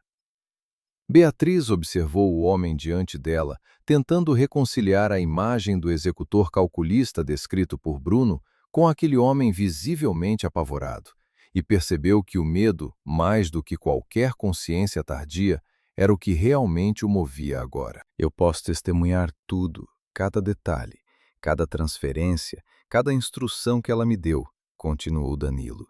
Mas preciso que vocês me ajudem a negociar uma pena menor, porque eu sei que fiz parte disso, mas foi ela quem arquitetou tudo desde o início. Foi ela quem me convenceu de que era a única forma de proteger nossa família das dívidas que meu tio tinha deixado. Rafael cruzou os braços, o rosto ainda duro de raiva contida. Mas foi Beatriz quem falou primeiro, a voz calma, mas firme. Isso não é uma decisão que a gente pode tomar aqui informalmente, Danilo. Mas se você cooperar de verdade com a polícia e com a perícia, isso certamente vai pesar a seu favor. Muito mais do que continuar escondendo informações agora. Danilo assentiu, respirando fundo, e finalmente revelou a informação que fazia toda aquela conversa valer o risco. Ela está planejando fugir para Portugal essa noite, num jato particular, saindo de um hangar privado em Viracopos. Um contato antigo dela na aviação executiva concordou em ajudar em troca de uma quantia que ela transferiu hoje de manhã, antes mesmo de qualquer conta ser oficialmente bloqueada. O coração de Beatriz disparou diante da revelação, percebendo que tinham apenas algumas horas para agir antes que Camila desaparecesse definitivamente, possivelmente para sempre, levando consigo qualquer chance real de justiça completa para os anos perdidos. Rafael já discava para o advogado da família antes mesmo de terminar de agradecer a Danilo, exigindo que ele encontrasse um jeito, qualquer jeito, de conseguir uma ordem judicial de urgência baseada no novo testemunho. Mas a resposta do outro lado da linha não foi animadora. Mesmo com o testemunho do Danilo, ainda vamos precisar de um juiz de plantão disposto a assinar isso rápido o suficiente. E às 7 da noite, numa sexta-feira, isso pode ser complicado, explicou o advogado. E Rafael sentiu a frustração voltar a ferver, consciente de que burocracia e tempo estavam mais uma vez do lado errado da história.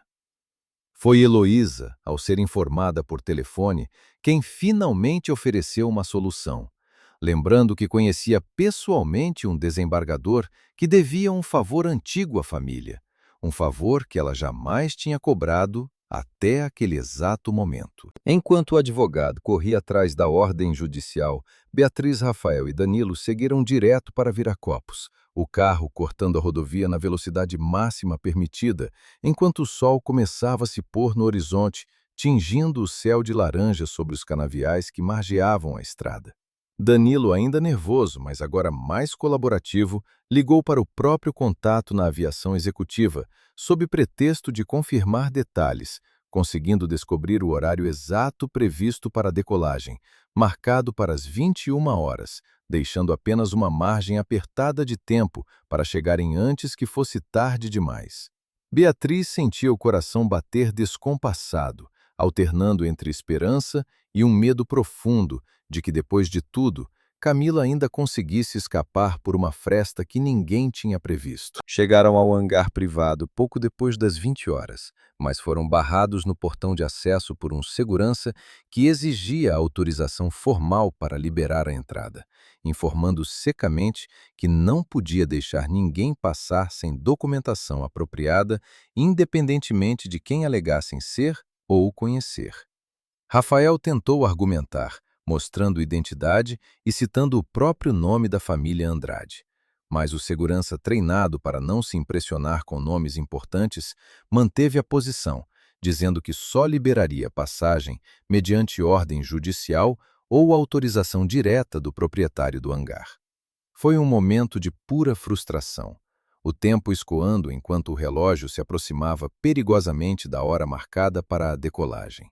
E Beatriz sentiu pela primeira vez naquela noite que talvez chegassem tarde demais, depois de tanto esforço. O celular de Rafael tocou naquele instante exato, o advogado avisando com a voz ofegante de quem tinha corrido contra o próprio relógio que o desembargador finalmente tinha assinado a ordem de detenção emergencial, enviando o documento digitalmente, que Rafael mostrou na tela do celular ao segurança, ainda incerto se aquilo seria aceito sem o papel físico convencional.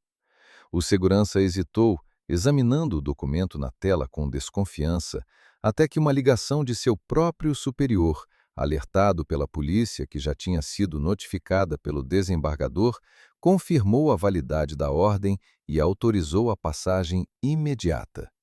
O portão finalmente se abriu, e os três correram através do hangar em direção à pista, onde um jato pequeno já tinha os motores ligados, prestes a taxiar para a decolagem. Beatriz avistou Camila primeiro, já no topo da escada de embarque, uma mala pequena na mão, o cabelo balançando ao vento gerado pelas turbinas próximas, e gritou seu nome com toda a força que os pulmões permitiam.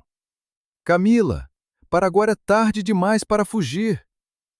Camila congelou por um instante no topo da escada, virando-se lentamente para encarar o grupo que se aproximava correndo pela pista.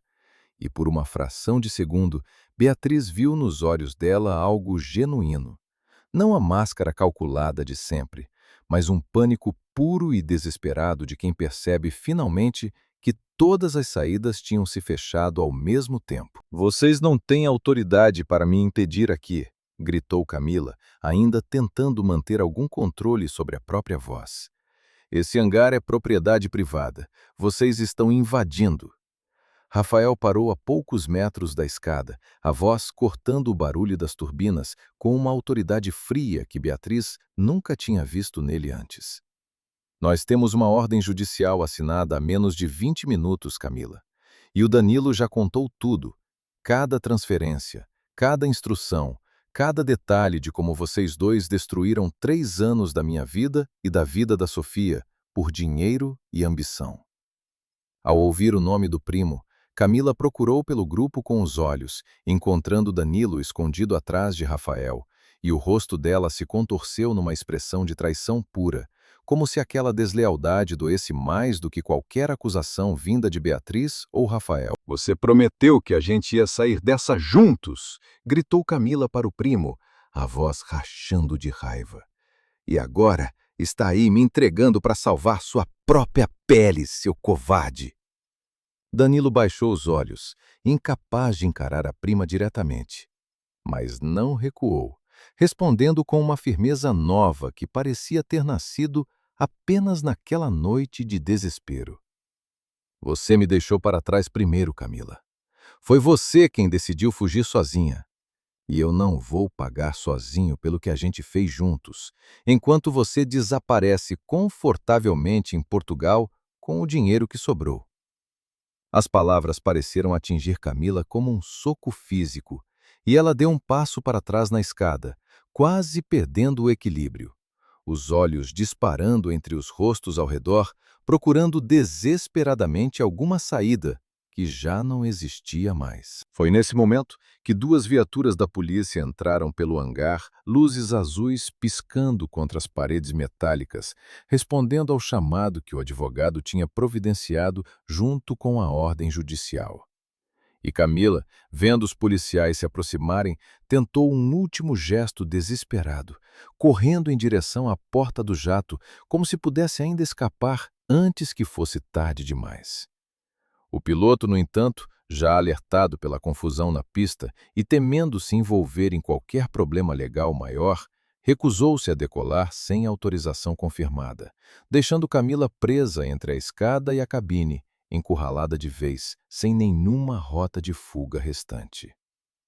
Ela parou, os ombros caindo, a respiração ofegante, e por um longo momento ninguém disse nada.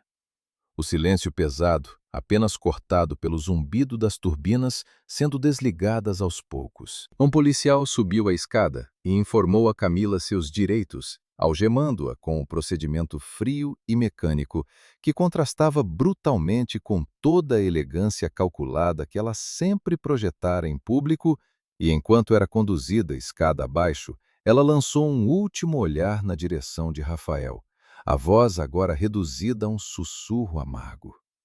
"Eu fiz tudo isso porque te amava de verdade, Rafael. Isso pelo menos você tem que acreditar." Rafael sustentou o olhar dela sem nenhuma suavidade, a voz firme e definitiva. "Amor de verdade não destrói a vida de quem a gente diz amar, Camila. Isso não foi amor, foi apenas ambição vestida de sentimento." Ela não respondeu, sendo conduzida até a viatura em silêncio, o rosto finalmente vazio de qualquer máscara, apenas a exaustão nua de alguém que tinha perdido tudo o que havia construído sobre uma mentira. Danilo também foi levado pela polícia, mas em condições diferentes, já que tinha se apresentado voluntariamente como testemunha colaboradora, algo que o delegado presente reconheceu formalmente antes mesmo de saírem do hangar, garantindo que aquela cooperação seria registrada oficialmente em seu favor durante o processo. Beatriz observou tudo aquilo com uma sensação estranha, um misto de alívio profundo e um cansaço que parecia ter se acumulado ao longo de 3 anos inteiros, finalmente descarregando de uma vez sobre seus ombros, agora que a tensão da perseguição chegava ao fim. Rafael se aproximou dela em silêncio e, por um longo momento, os dois apenas ficaram parados ali no meio da pista escura, observando as luzes das viaturas se afastarem, levando consigo o capítulo mais sombrio da vida dos dois. Nas semanas seguintes, o processo contra Camila avançou rapidamente, impulsionado pela perícia oficial, que confirmou definitivamente a manipulação das fotografias, e pelo testemunho detalhado de Danilo, que descreveu ponto por ponto como a fraude tinha sido arquitetada desde o início, incluindo a pressão financeira que a própria Camila enfrentava por causa de dívidas herdadas do pai, um empresário que tinha falido silenciosamente anos antes, sem que quase ninguém soubesse. A promotoria decidiu por um acordo de colaboração premiada com Danilo, reduzindo sua pena em troca da cooperação total, enquanto Camila, sem qualquer disposição para colaborar e enfrentando acusações de fraude, falsificação de documentos e desvio de recursos da fundação, seguiu para um julgamento que prometia se arrastar por meses, mas que já começava com o peso esmagador das provas reunidas contra ela. Numa tarde de sábado, quase um mês depois da noite no hangar, Sofia apareceu na casa de Beatriz carregando 2 caixas de papelão cheias de roupas e alguns livros, anunciando com um misto de timidez e determinação que tinha decidido passar a morar principalmente com a mãe, enquanto terminava a faculdade, mantendo apenas visitas regulares à casa do pai. Você não precisa fazer isso só porque descobriu a verdade, Sofia. Seu pai também sofreu com tudo isso. Ele não fez por mal, disse Beatriz, ajudando a filha a carregar uma das caixas escada acima. Mas Sofia balançou a cabeça, parando no meio do corredor para encarar a mãe diretamente. Eu sei que ele não fez por mal, mãe, mas eu perdi 3 anos de morar perto de você. 3 anos que ninguém vai devolver. E eu quero recuperar o tempo que der. Não porque estou brava com ele, mas porque escolhi isso agora que finalmente posso escolher de verdade, respondeu Sofia, os olhos brilhando de uma emoção que misturava tristeza pelo tempo perdido e alívio por finalmente poder decidir livremente. As duas terminaram de organizar o quarto de hóspedes, que se tornaria o novo quarto de Sofia, pendurando fotos antigas que Beatriz tinha guardado ao longo dos anos, incluindo uma da formatura do ensino fundamental que a menina nem lembrava ter sido tirada. E o quarto foi ganhando aos poucos a cara de um lar reconstruído sobre os escombros de tudo que tinha sido perdido. Foi durante essa mudança que Rafael apareceu na porta, carregando uma caixa de ferramentas que Sofia tinha pedido emprestada para montar uma estante nova, e encontrou Beatriz no quintal tentando, sem muito sucesso, consertar sozinha uma torneira que vazava havia semanas. As mãos sujas de graxa e o cabelo preso displicentemente num coque desfeito. Precisa de ajuda com isso? Perguntou ele, parando no portão com um meio sorriso que Beatriz não via havia muito tempo. Um sorriso sem a tensão constante que carregava desde a noite da formatura.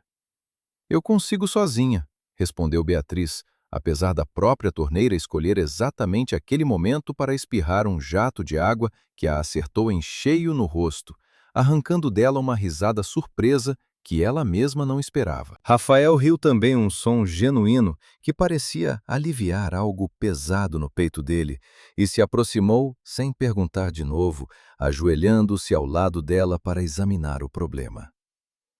O anel de vedação deve estar gasto, disse ele, girando a chave inglesa com uma familiaridade que surpreendeu Beatriz, lembrando-a de que, apesar de todo o poder e dinheiro, Rafael sempre tinha gostado de consertar coisas com as próprias mãos, um traço que ela quase tinha esquecido em 3 anos de distância.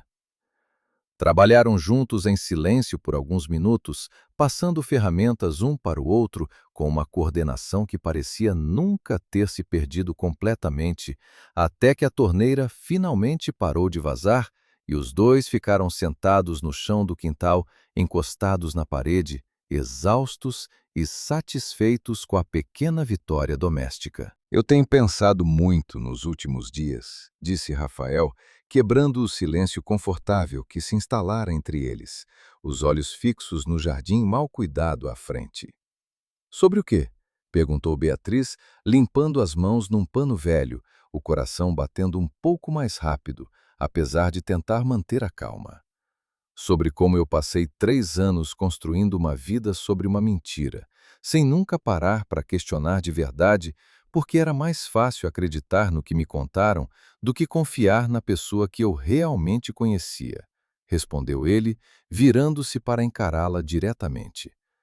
Eu queria pedir desculpas de novo, não só pelo divórcio, mas por cada dia desses 3 anos em que eu escolhi a versão mais fácil da história em vez de lutar pela verdade. Beatriz sentiu os olhos arderem, mas dessa vez não tentou conter as lágrimas, deixando-as escorrer livremente enquanto respondia a voz embargada, mas firme.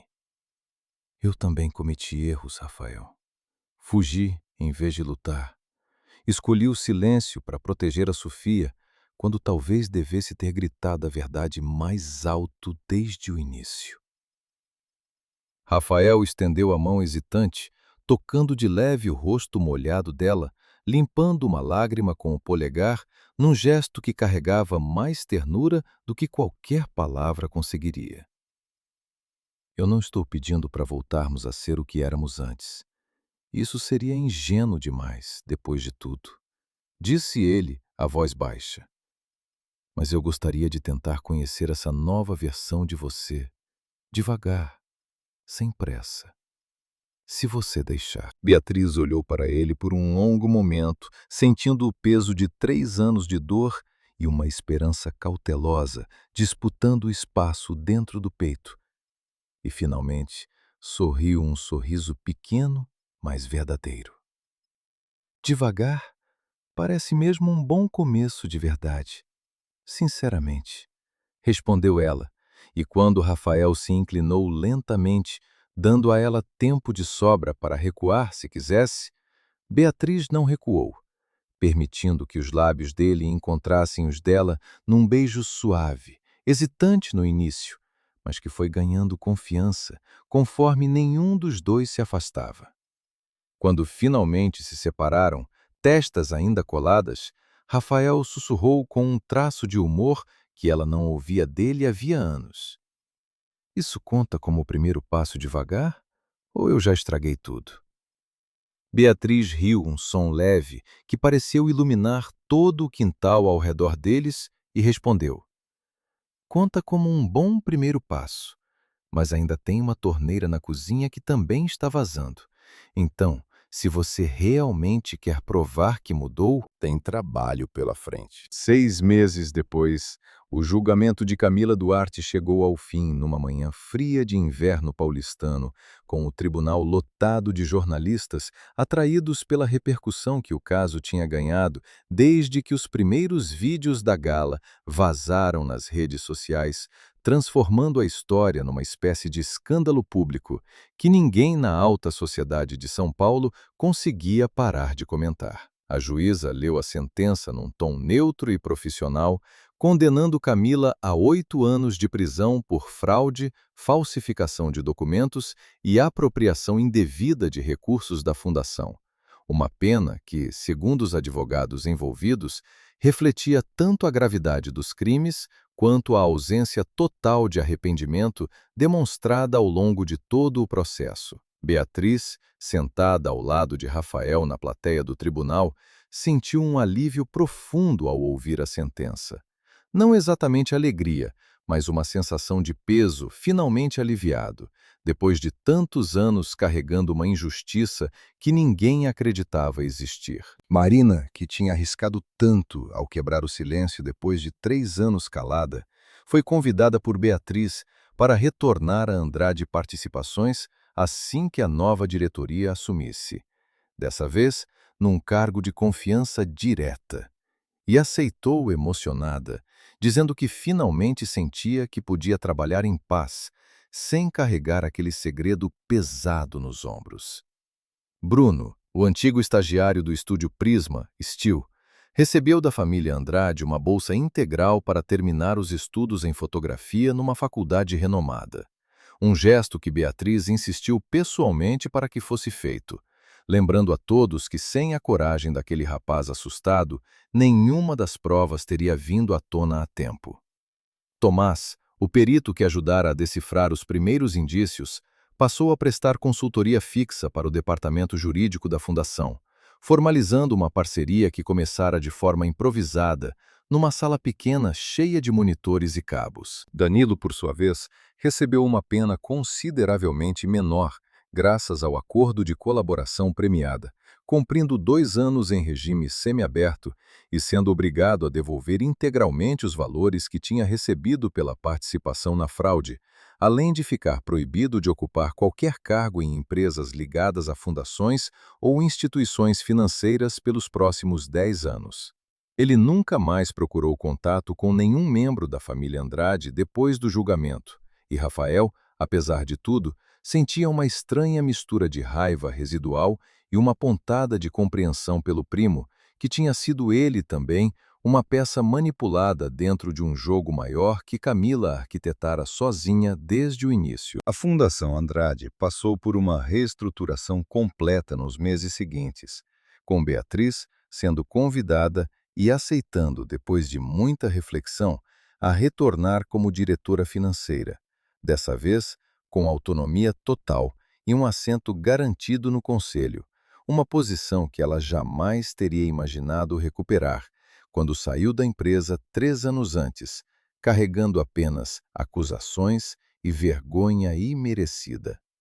Heloísa, que tinha se tornado uma aliada inesperada ao longo daqueles meses turbulentos, fez questão de anunciar publicamente, numa entrevista concedida a uma revista de negócios, que a volta de Beatriz representava não apenas uma correção de rumo administrativo, mas uma questão de justiça que a própria família precisava reparar depois de anos de silêncio cúmplice. Sofia se formou definitivamente no estágio que fazia, sendo efetivada com um cargo júnior na mesma empresa de consultoria, e passou a dividir o tempo entre a casa da mãe e visitas cada vez mais frequentes e leves ao apartamento do pai, sem mais aquela tensão constante que pairava sobre cada encontro familiar nos últimos anos.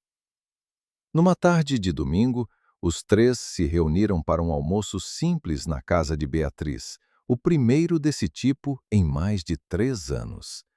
E enquanto Sofia contava animadamente sobre um projeto novo no trabalho, Beatriz observou Rafael rindo de verdade, sem a couraça de sempre, os olhos brilhando com uma leveza que ela tinha quase esquecido que ele possuía. Depois do almoço, enquanto Sofia lavava a louça, cantarolando alguma música que tocava baixinho no celular, Rafael se aproximou de Beatriz na varanda. Os dois, observando o entardecer alaranjado se espalhar pelo céu de São Paulo. Isso aqui, esse tipo de tarde comum, é o que eu mais tinha vontade de recuperar, disse ele, apoiando os braços na grade da varanda ao lado dela. Beatriz sorriu, sentindo o coração mais leve do que se lembrava de sentir em muito tempo, e respondeu: Acho que a gente estava tão ocupado tentando provar quem tinha razão que esquecemos como era só existir junto, sem nenhuma briga acontecendo ao fundo. Rafael riu baixinho, concordando, e os dois ficaram ali, lado a lado, em silêncio, confortável e quente, enquanto o sol se punha lentamente sobre a cidade inteira, marcando não um final perfeitamente costurado, mas o começo genuíno de algo reconstruído, com cuidado, tijolo por tijolo, sobre as ruínas de tudo que um dia tinha desabado. Lá dentro, Sofia terminou de guardar a última louça e parou por um instante junto à porta da varanda, observando os pais em silêncio, os dois perfis recortados contra o céu alaranjado, e sentiu pela primeira vez em muito tempo que aquela imagem simples continha tudo o que ela precisava para acreditar que o pior realmente tinha ficado para trás. Ela não interrompeu o momento, apenas sorriu para si mesma, guardando aquela cena na memória como quem guarda algo precioso demais para se perder, e voltou devagar para a cozinha, deixando os dois ali, lado a lado, reaprendendo devagar o que significava simplesmente estar presente um para o outro, sem pressa, sem máscaras, sem mais nada escondido entre eles, começando, enfim, a escrever com paciência e verdade o próximo capítulo de uma história que quase tinha sido destruída antes mesmo de merecer uma segunda chance de existir.